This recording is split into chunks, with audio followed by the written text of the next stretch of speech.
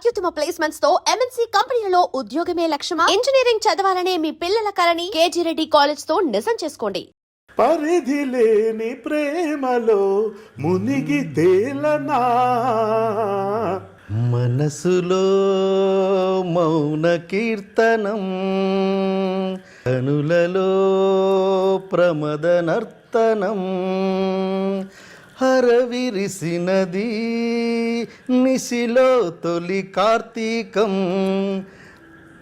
వా మా టీఎన్ఆర్ గారితో మీకున్న అసోసియేషన్ అంటే ఆ ఇంటర్వ్యూ ఎంత వైరల్ అయిందో, దాంట్లో మీరు మాట్లాడుకున్న మాటలు ఎంత వైరల్ అయినాయో, ఆ ఇంటర్వ్యూ ఎలా జరిగిందో కూడా మాకు ఆఫీసులో కథలు కథలుగా చెప్తారు. సో ఆయన పోయిన తర్వాత ఆ స్థానం అలాగే ఉండిపోయింది. ఇప్పటికీ ఆ స్థానాన్ని ఫిల్ చేసే వాళ్ళు రాలేదు, ఇప్పటికీ అలాగే ఉంది.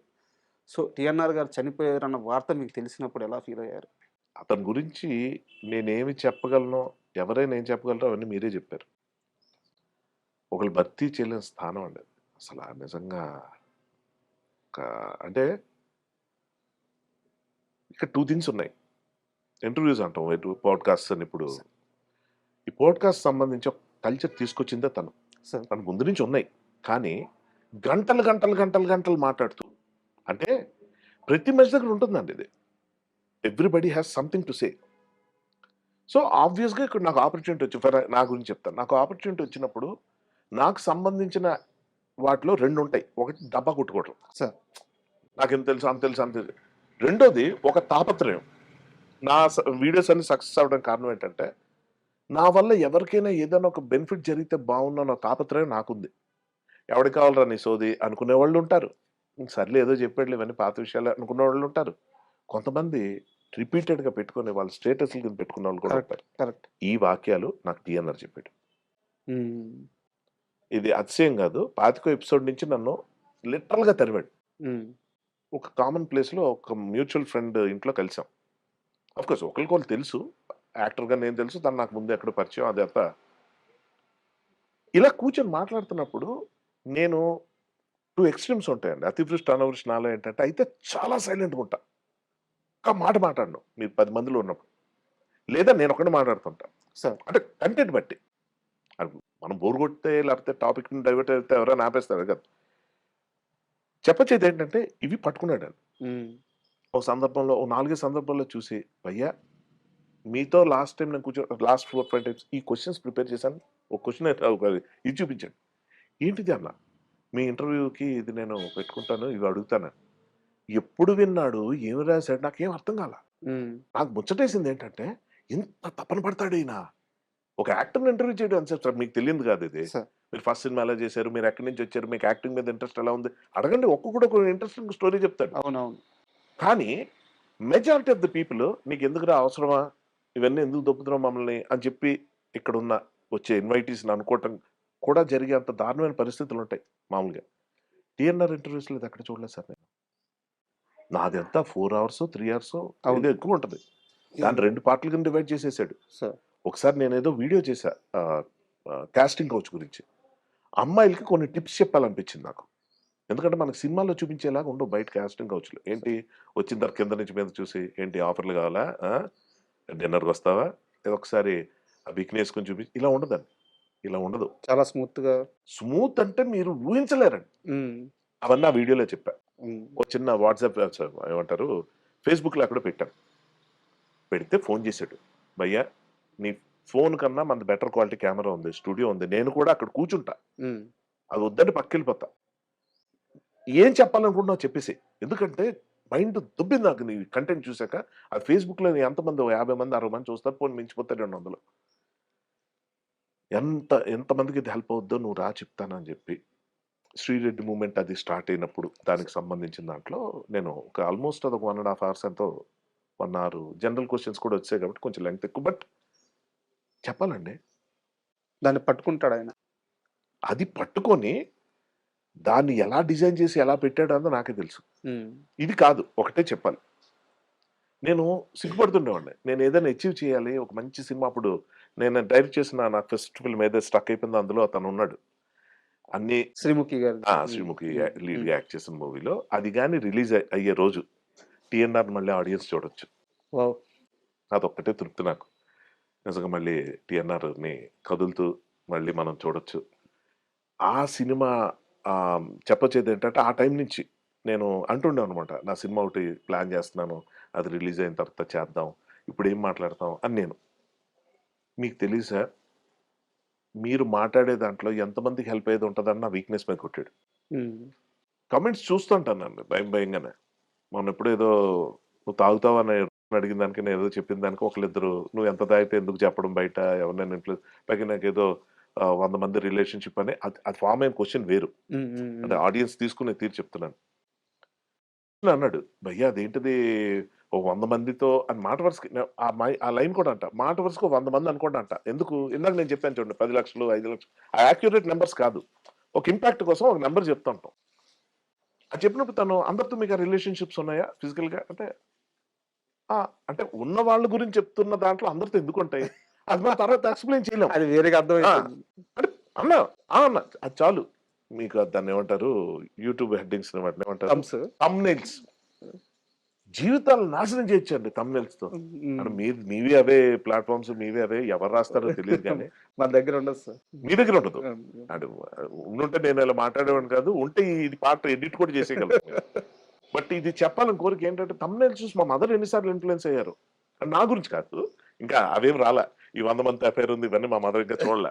అఫ్‌కోర్స్ ఆవిడకి నా నా గురించి ఆవిడకన్నా బాగా ఎవరికి తెలుసు. అది కాదు కానీ ఏంట్రా ఇలా పెట్టారు ఎవరైనా ఏదైనా థంబ్‌నెయిల్స్ చూసి రియాక్ట్ అవుతారు sir. Correct. Correct. Shocking thing చెప్పనా?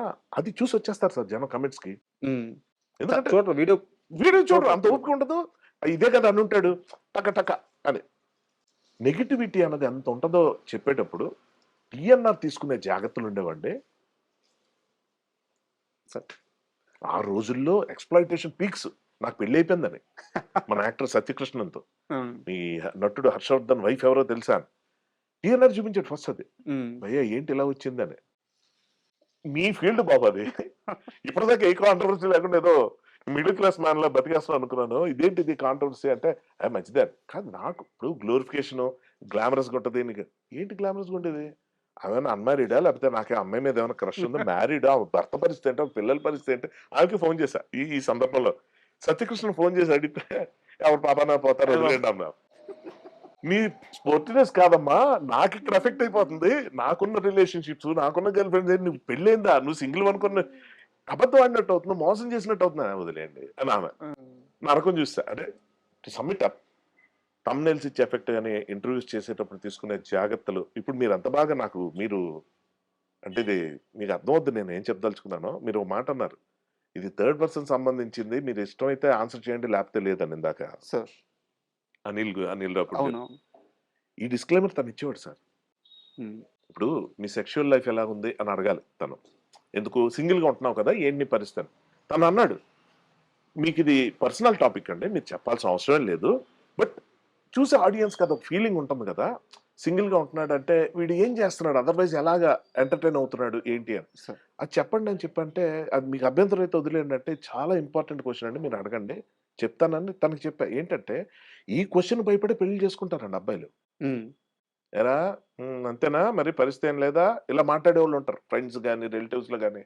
రకరకాలుగా అంటే ఫిజికల్ ఇనెబిలిటీ ఏదో ఉంది అని ఒక లోకుగా చేసి మాట్లాడడం, వాడి మీద జోకులేయటం, కర్మగాలి అలాంటి సొసైటీలో ఉంటున్నాం మనం. సో, మనం పెళ్లి చేసుకోపోతే ఎక్కడ మనల్ని ఏదో తేడా ఉందనేసుకుంటారా అన్న ఒక భయంతో పెళ్లి చేసుకుంటారు సార్. అంటే మగాడు మొగుడవ్వడానికి కారణం. ఒకడు మొగుడవ్వడానికి కారణం వాడు మగాడని ప్రూవ్ చేసుకోవడానికి అంటాం ఎంత దౌర్భాగ్యం. ఇది నేను టీఎన్ఆర్ ఇంటర్వ్యూలో చెప్పగలిగా. అవును సార్. ఆఫ్‌కోర్స్ ఇప్పుడది చాలా పాతదయిపోయింది గానీ, చూసినోళ్ళు చూసారు. కానీ ఎప్పుడు టైమ్ అండ్ అగైన్ నేను ఇది చెప్పాలనుకుంటా. అరే! పియర్ ప్రెషర్‌కి గురై చేసుకోకండి. ఇప్పుడు నారాయణమూర్తి గారు ఉన్నారండి. ఆర్. నారాయణమూర్తి గారు. ఆయనేమో పెళ్లన్నదే వేస్ట్ అది ఇది అని మాట్లాడిన రోజులున్నాయి. అవును. టప్పని ఆయన ఒక రోజొచ్చి లేదు లేదు తోడుండాలి. నేను 2 పక్షులు సాయంత్రం అయితే గూటికి చేరుకుంటే చూసాను. మనం పెళ్లి చేసుకోవాలి కదా! అవి పెళ్లి చేసుకోలేదు సార్. మీరు తోడు గురించి తోడు లేకపోవడం అనేది బ్యాడ్. హ్మ్. నేనిప్పుడు పెళ్ళికి వ్యతిరేకంగా నేనెవరికీ ఏ సలహా ఇవ్వననుకోండి అది వేరే విషయం. పెళ్లి చేసుకోకపోతే ఎంత బావుంటదో చెప్పే ప్రాసెస్‌లో నేను తోడుండాలని ప్రతిసారి చెప్తుంటా. యాక్చువల్‌గా మీరు చాలా ఇంటర్వ్యూలో పెళ్ళంటే ఇష్టం కూడా అని చెప్పారు. చెప్పాను. మీరు అంటే మీ పెళ్లి విషయంలో మీరిచ్చిన కాషన్ అంటే ఆ కాలు చాలా మందికి అర్థమైందో లేదో నాకు అర్థమైంది క్లియర్‌గా. మీరేమంటున్నారంటే పెళ్లి చేసుకోకూడదని లేదు. హ్మ్. బట్ ఒక అమ్మాయిని పెళ్లి చేసుకుంటే ఆ అమ్మాయి కోసం నేను ఏమైనా చేసేయాల, అప్పుడు అలా అనిపించే అమ్మాయి నా లైఫ్ లోకి రావాలి. రావాలి. సో ఇప్పుడు దాకా రాలేదు. అలా అనిపించే అమ్మాయిలు రారు సార్. ఉమ్. అలా మనమే అవ్వాలి ముందు. ఆ అమ్మాయి ఇలా ఉంటే నేను చేస్తానంటే నువ్వెందుకు ఎవడం చేస్తాడు? టీఎన్ఆర్ ఇంటర్వ్యూస్ లో ఉండేవాడిని. సార్. ఇంత క్లియర్ గా ఎంత దీనిగా ఉన్నప్పుడు నేను ఈవెన్ ఆర్ నారాయణమూర్తి గారి ఇంటర్వ్యూ ఆయన దాంట్లో చూడండి, అప్పుడు వర్షన్ వేరేగా ఉంటుంది, ఇప్పుడు వేరేగా ఉంటుంది. నేనేమంటానంటే ఈవెన్చువల్లీ అండి ఒక 50 ఏళ్ళు వచ్చేసారు ఇప్పుడు నాకు. ఇప్పటికీ నన్ను పట్టుకుని ఇదే క్వశ్చన్ అడుగుతుంటే నేను అదే అంట, ఒక్కటి చేసుకోకపోవడం వల్ల వచ్చే నష్టం ఏంటి? అసలు ఇంతమంది ఎందుకు చేసుకుంటున్నారు? అదే కదా క్వశ్చన్. పాపులేషన్ పెంచేసి, పొల్యూషన్ పెంచేసి ఏం కారణం ఇది? కరప్షన్ పెరిగిపోతుంది దీనివల్ల, దానివల్ల. సరే ఆ నీతులను పక్కన పెట్టేద్దాం, ఒకటే చెప్తా. మన ఫిలాసాఫికల్గా తీసుకున్నా, సైన్స్ పరంగా తీసుకున్నా, సైకాలజీ పరంగా తీసుకున్నా, ఒక ఏజ్ వచ్చిన తర్వాత అన్నీ వదులుకోవాలి. తిండి, వ్యసనాలు, బంధాలు అన్నీ వదులుకొని ఒక నిర్వాణ, ఒక వైరాగ్యం అది అవలంబించుకోవాలని చెప్పే శాస్త్రాన్ని నమ్మే ప్రతి మతంలో ఉండే ఈ పాయింట్ని ఎందుకు విస్మరిస్తున్నారు అందరూ? కుటుంబం లేకపోతే అవ్వదు, ఇది లేకపోతే అవ్వదు అనేది ఎందుకు వస్తుంది అన్నది క్వశ్చన్. సార్. ఎప్పుడైతే నువ్వు కంపెనీ అవ్వలేకపోతున్నావో నారాయణమూర్తి గారి లాగా ఫీల్ అవ్వాల్సి వస్తుంది. నేను ఎందుకు ఆయన పేరు ఇన్నిసార్లు చెప్తున్నానంటే, అలాంటి వాళ్ళు చెప్తే మెసేజ్ వెళ్తుంది సార్ జనానికి. అవును. మీరు పెళ్ళే కదా ఎంకరేజ్ చేస్తున్నావు, ఆడు ఎప్పటికైనా చేసుకుంటే హ్యాపీగా ఉంటాడు. ఎవరు ఉండరు సార్ అలాగా. మీరు ఎవరిని ఆపొద్దు, ఎవరిని చేసుకోమని చెప్పొద్దు. మీరు ఇందాక అన్నట్టు వ్యక్తిగత పెళ్ళి వద్దని ఎవరికి చెప్పట్లేదు, అవి వద్దని చెప్పడం ఎంత తప్పు, చేసుకోమని చెప్పడం కూడా అంతే తప్పు. ఉమ్. ఈ మాత్రం అర్థం చేసుకుని ఎవడు చావుగాడు వదిలేస్తాం. What And for more videos, Please subscribe to iDream. Please subscribe to iDream. Please subscribe iDream. And please subscribe to iDream. For more videos, subscribe to iDream. please like, share, and subscribe to the channel. Congratulations iDream. subscribe to iDream. Subscribe to iDream. So subscribe to iDream Media. iDream team అందరికి huge congratulations. Please subscribe iDream Media. Please subscribe to iDream. Subscribe iDream. Please subscribe to iDream. iDream అంటే నా కళల channel subscribe చేసుకున్న నోరు తిరుగుతలేదు, మీరైతే గంట గుర్తు కొట్టండి. For more such videos, please subscribe to iDream. Subscribe to iDream. Please subscribe to iDream. Please subscribe iDream Media. Please do subscribe to iDream. Please subscribe to iDream Media. For best entertainment and information, please subscribe iDream. And don't forget to subscribe to iDream.